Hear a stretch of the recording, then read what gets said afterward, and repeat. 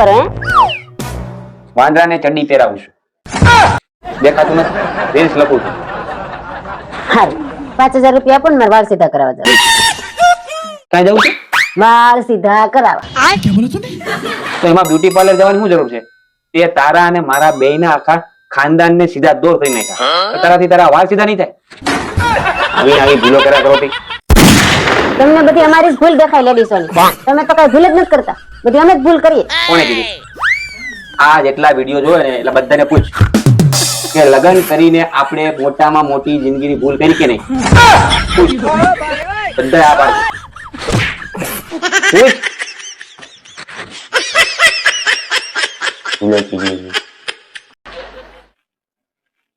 માલતી ના કરે નારાયણ ને હું જો પાછો ન આવતો તું અશ્વિન ને પરણી જજે. મને વચન આપ તું અશ્વિન સાથે જ લગ્ન કરીશ. સલાહ મને બહુ હેરાન કર્યો, હવે એને ખબર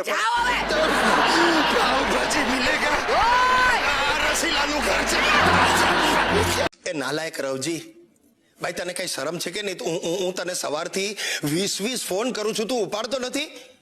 અરે પણ કામ વગર માણસ ભંગાર વાળાને ફોન કરતો હશે? તું ગઈકાલે મારે ત્યાંથી જૂના ડબ્બા બાટલી છાપા બધો ભંગાર લઈ ગયો.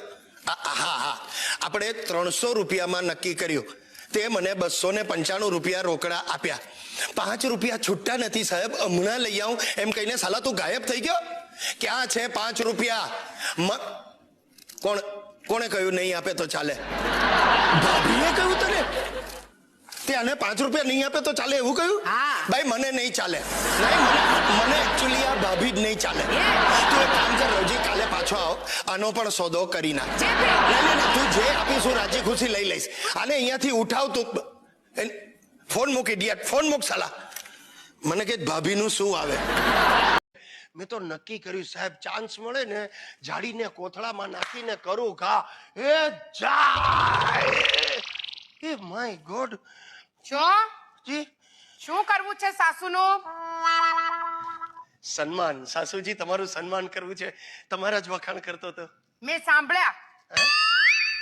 બેબી હું આવી ગઈ છું. હા, એ તો સવાર પડે એટલે આવી જ જાવ છો. શું? નહીં એટલે છાપા જેવું છે એમ. રોજ સવારે બારણું ખોલો, છાપું બહાર જ પડી હોય. એક તકલીફ છે, છાપું ઘણીવાર ચોરાઈ જાય છે. તમે હજી થશે માતાજી બધું કરશે. બેસો ને. હા તે બેસીશ જ. વાહ, જસ્ટ રિલેક્સ થઈ જાવ સાસુજી. તમારું જ ઘર સમજજો, ખાલી વેચી નહીં નાખતા, બસ. કઈ નહીં. ક્યાં જાવ છો? બાથરૂમ આવું છે. સોરી, માફ કરજો, ખોટી જગ્યાએ વિવેક થઈ ગયો. આ તો હા પાડી દે એવી છે.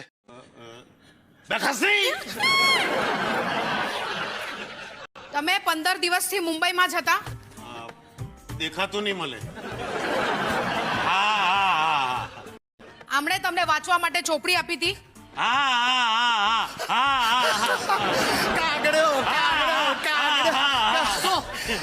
અરે ભાઈ, અમે નાના હતા ને નિશાળમાં એકબીજાને આવી રીતે ચીડવતા. હું એને કાગડો કહું, એ મને નાગડો.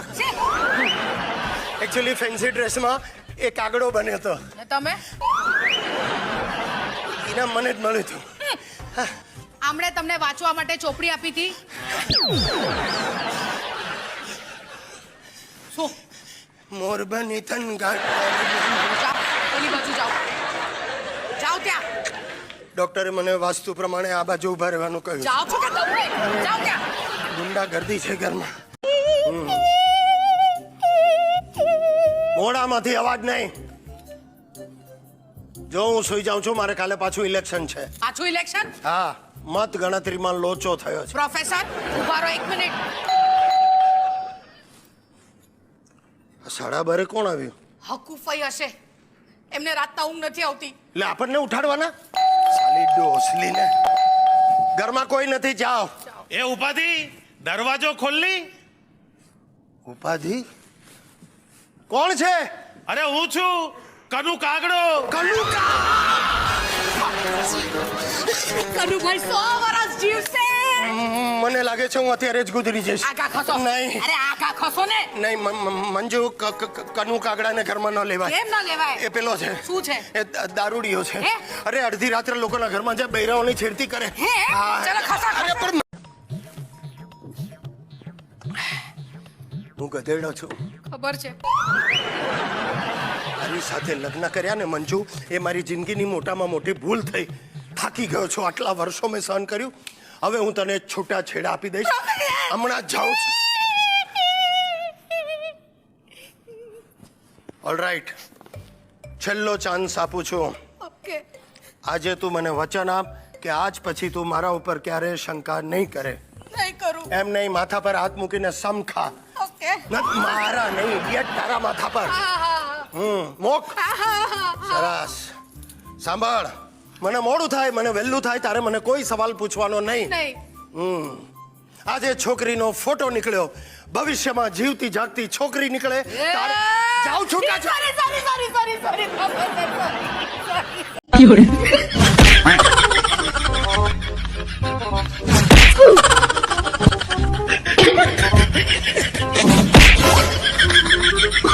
रुक तेरे को बताता हूं।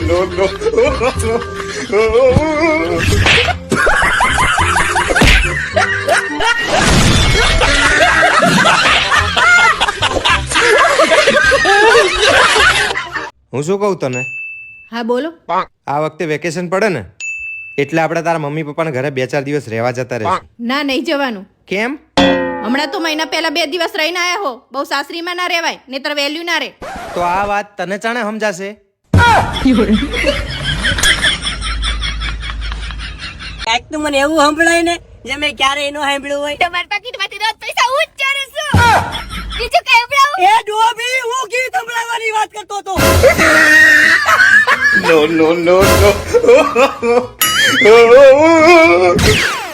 આ શું લઈ આવી? શું છે બતાવ. ના, હું નહીં બતાવ. અરે રામ. ઓકે મની, તું શું લાવી છે મારે જોવું નથી. ના, તો તારે જોવું જ પડશે. આજો તારો ને મારો photo. Oh my God money, તે દાઢી ક્યારે રાખ? ઓ સોરી. મની બેન, ત્રીજી વાર ઉકાળેલી ચા. જો અમે બંને કેવા લાગે છે? ઓહો હો હો હો, લક્ષ્મી નારાયણની જોડી લાગે છે. ઇડિયટ, નારાયણ મારા ડ્રાઈવર નું નામ છે. રામ સીતાની જોડી લાગે છે. જેડા રામ એના બાપાનું નામ છે. ગાય બળદની જોડી લાગે છે. બસ બળદ. કરેક્ટ, મારો લાલો બળદિયો જ છે. બળદિયો. જમાઈરાજ, તમને માનશો, મેં મારી સગી આંખે ડાકણ જોઈ છે. ડાકણ. હે? હા. શું વાત કરો છો? મેં પણ જોઈ છે. હા. અમારા ગામમાં એક મંછા ડોસી હતી, એ મરીને ભૂત થઈ. હે? હા, એના વરે એને મારી નાખી હતી. સાસુજી, હા. અમારા ગામમાં એક ડોસી હતી. હા. અમારા ગામમાં એક ડોસીને એના જમાઈએ હા. જીવતી સળગાવી દીધી હતી. શું થયું બા? કેમ બૂમો પડી છે? શું થયું? દેવી, આને તો સળગાવ્યું. અગરબત્તી સળગાવતો તો એમાં ચીસાચીસ કરી મૂકી. બોલો, નથી સળગાવતો, બસ મૂકી દે. હાલ. શાંત રહે, લે દૂધ પી લે. દૂધ? પણ આજે ક્યાં નાગપાચમ છે? જમાઈ, આવતીકાલે ઘરમાં હવન કરવાનું નક્કી કર્યું છે. ના, ઘરમાં હવન? ફાયર બ્રિગેડ ને બોલાવવી પડશે. આ ઘરમાં શાંતિ કરવા માટે. પણ તમે આવ્યા એ પહેલા શાંતિ જ હતી. શું બોલ્યા? કાઈ નહીં. કાલે રસોડું બંધ. હું અને દેવી બંને હોટલમાં જમી આવશું. અચ્છા, પણ તો મારે ક્યાં જવાનું? મેં માનતા માની છે કે 1 અઠવાડિયા સુધી મારા જમાઈ નકોરડા ઉપવાસ કરશે. 1 અઠવાડિયા સુધી મારે? અને તો જ આ ઘર પરથી મહાદશા ઉતરશે. હે રામ.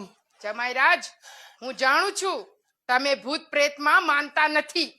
તમારા સસરાય નહોતા માનતા, પણ લગ્ન કર્યા પછી માનવા લાગ્યા હશે. ચૂપ રહો.